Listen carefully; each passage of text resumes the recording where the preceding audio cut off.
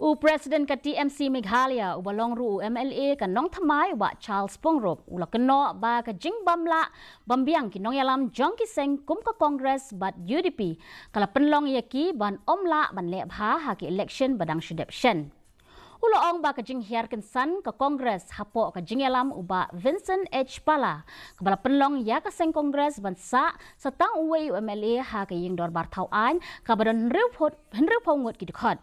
Ula kadawru ba kiseng reulum kum ka VPP wat hadin ba kila paunam kadai ban pensisya ya ka jingla ban sensyar lada kikwa ban ne ha ka ne ka jinglong baminta. But the Congress, the UDP, they need strong leadership. And I can speak for the Congress because I was a congressman for 30 years. So there is no threat. But you cannot be complacent. And so, because Congress has a base, people love the Congress. No. People love the leaders of the Congress who are good and honest and who can bring a change, then they love the Congress.